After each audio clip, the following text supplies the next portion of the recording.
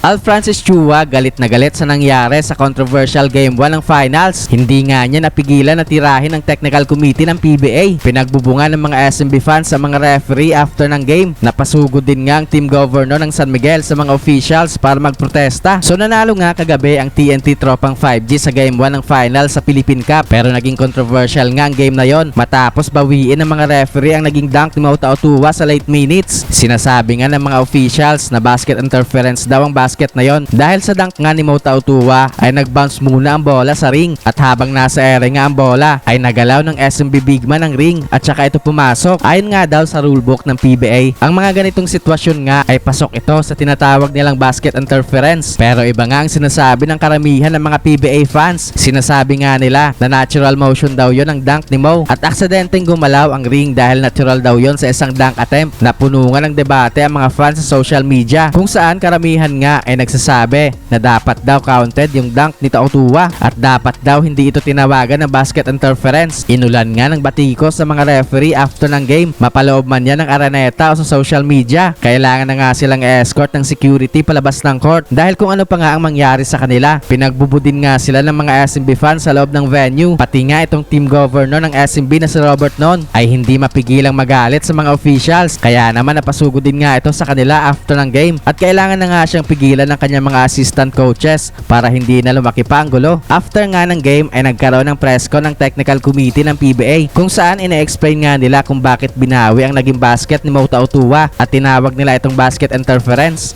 Interference occurs during a shot or a field goal when, and I will cite J5 under a rule book, an offensive player causes the backboard to vibrate or grasp the basket in such a way that, in the judgment of the official, the ball has been caused to enter the basket. As you've seen in the replay, when Mo dunked the last 56 seconds, nahila niya yung ring pagba. Okay? But the contention of course, the coaching staff was yung bola was straight and entered the ring.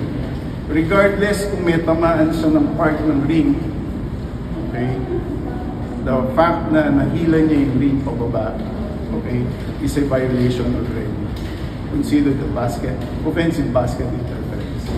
Dismayado naman nga ang SMC Sports Director na si Francis Chua sa PBA kung saan pinangunahan daw sila ng technical committee matapos silang magkaroon ng press con after ng game bago pa man sila mag-file ng protest. Sinasabi nga ni Chua na kahit sino daw makakita ng replay ng dunk ni Mo ay sasabihin na counted yon sa kanila. Kinumpara din nga niya ang naging dunk ni Westbrook sa NBA na same dunk sa ginawa ni Mauta Otua sa Game 1 kung saan nag-bounce muna nga ang bola bago ito pumasok. Wala pang ang update sa magiging protesta ng SMB management as of today at kung ano ang magiging hatol ng PBA sa mga referee.